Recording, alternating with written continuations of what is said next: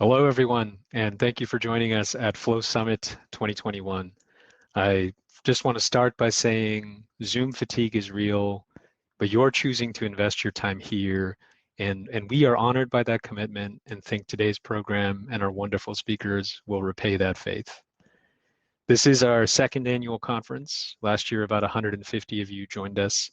This year, almost 500 of you are registered to join us, and as much as we would like to think that shows how much you love us, ultimately, I think we know it just speaks to pent-up demand for knowledge sharing and community in the e-commerce industry, which is totally understandable.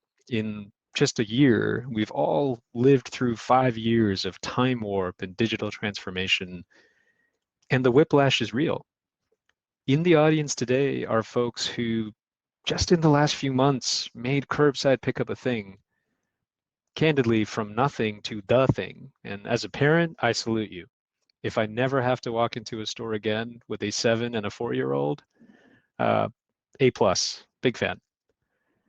Some of you in the audience figured out how to flip direct to consumer from orphan to favorite child, from less than 10% of your business to over 30% with the best margins in the whole portfolio in 1 year. That's amazing.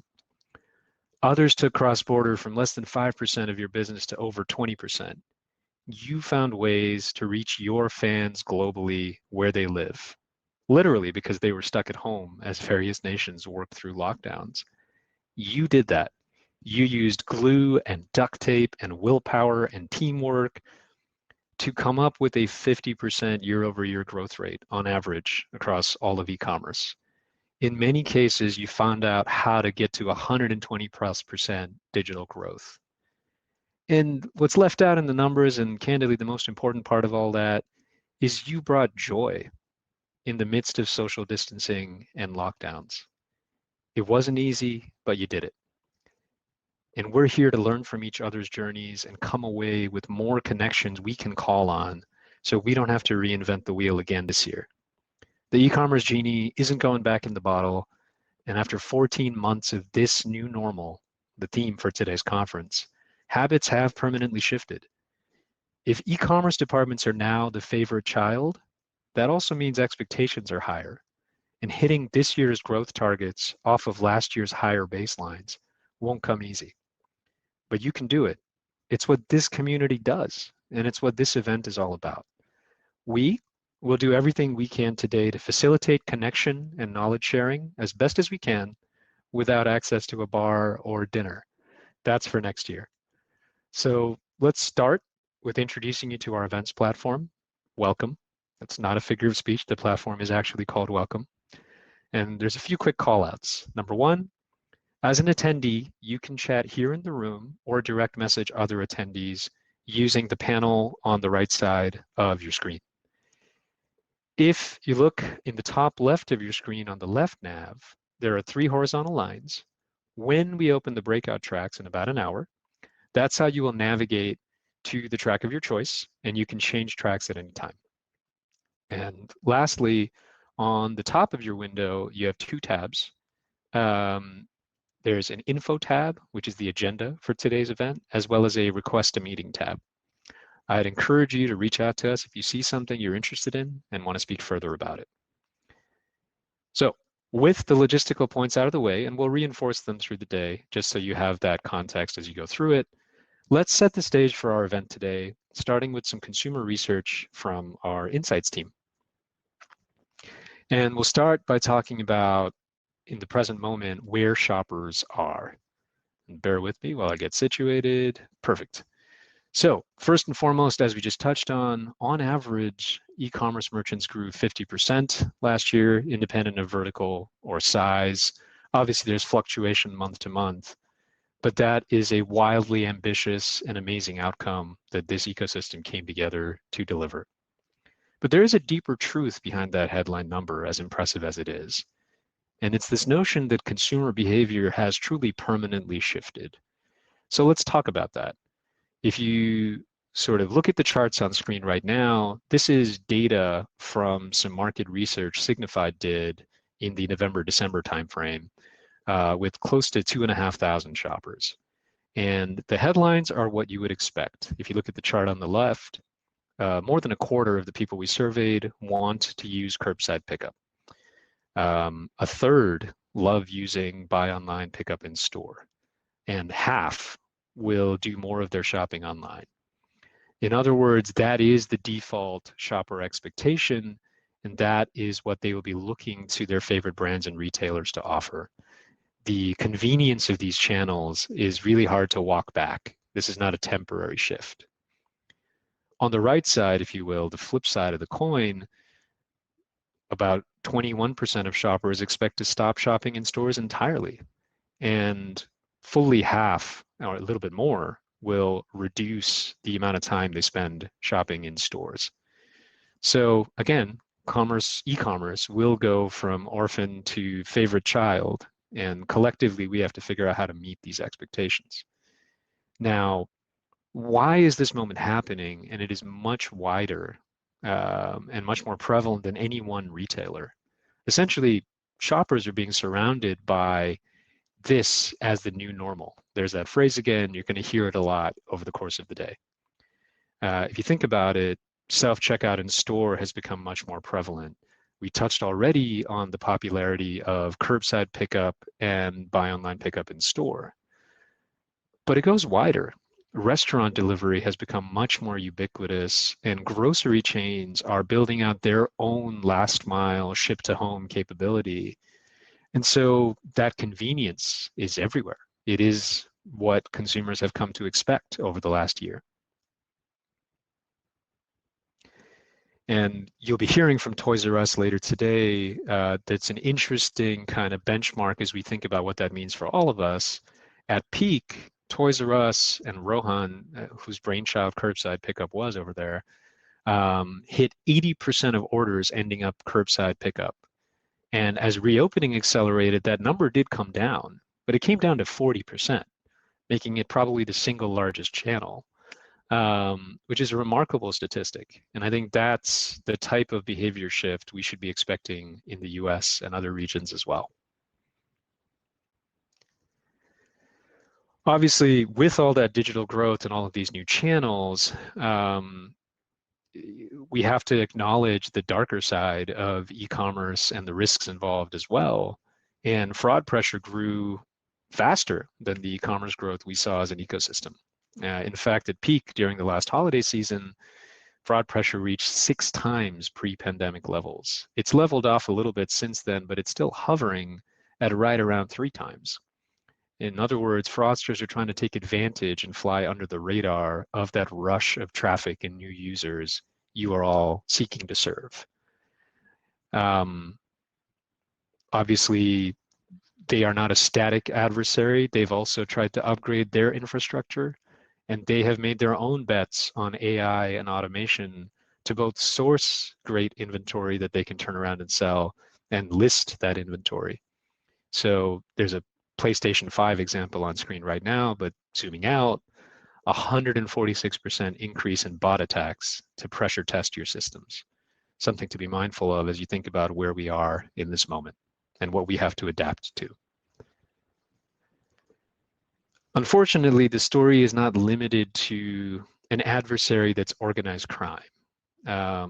One of the very real side effects of the pandemic and the economic upheaval is abuse has increased dramatically, where unfortunately the adversary is actually a shopper.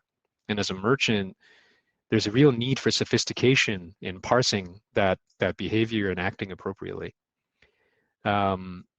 Abuse as defined by item not received. So you sent it to me, but it never showed up. It got stolen off my porch. Or significantly not as described. You sent it to me, but it came damaged. Or you sent it to me, but you sent me the red one or the blue one, etc.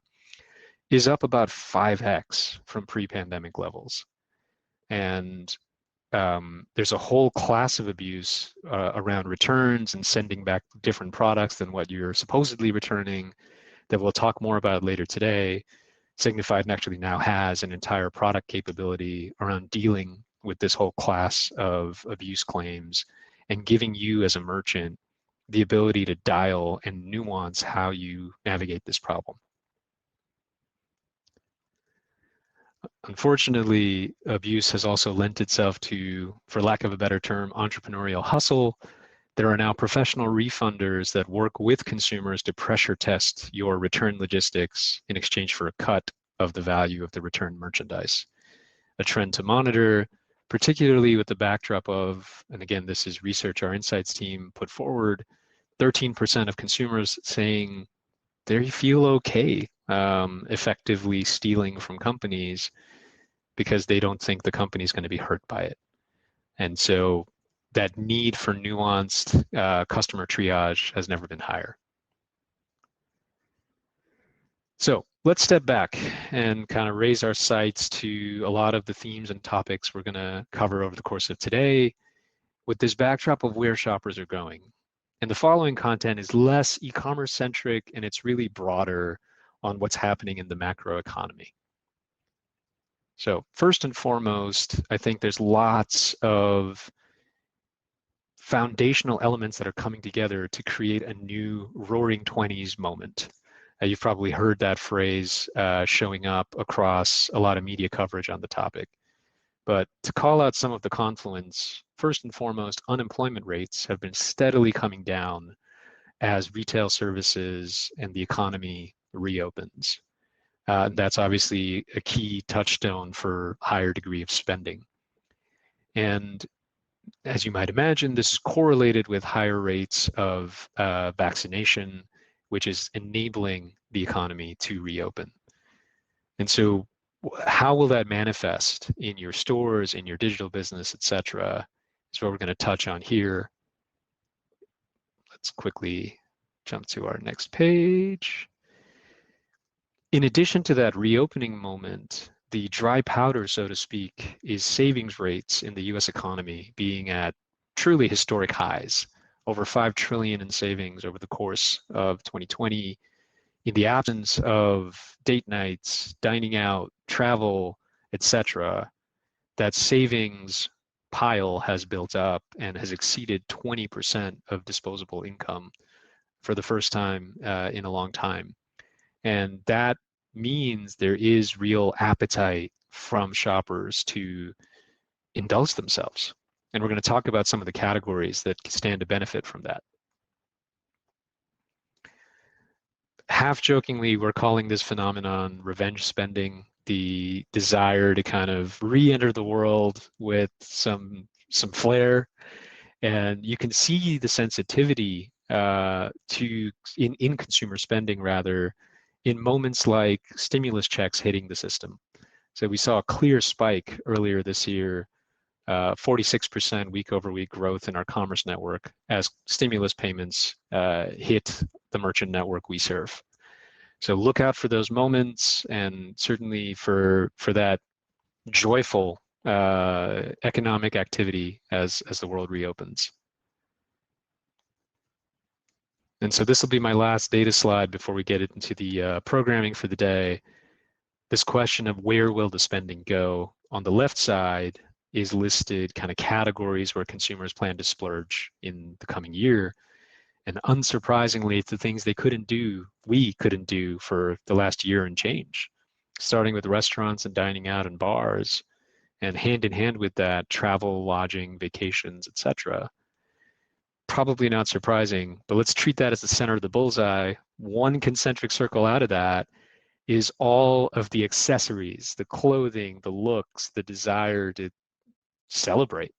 And I think that will manifest in higher spending on apparel and accessories, and also in beauty. Beauty is a category that had to pivot from cosmetic-centric products to self-care and skincare-centric products over the past year. And as people start going out again, I think that pendulum will swing back. And so that is the backdrop we'll be exploring today, the opportunity to build new fans. With that, we can wrap up the slides portion here. And let's, to kick off kind of the rest of the day, touch on our collaboration with you. That's what makes this all work. I'm honored to welcome our co-founder and CEO, Raj Ramanand, to kick things off and share his vision for where we're headed. Raj sat down and recorded a video for this event yesterday, and I'd like to play that for you now.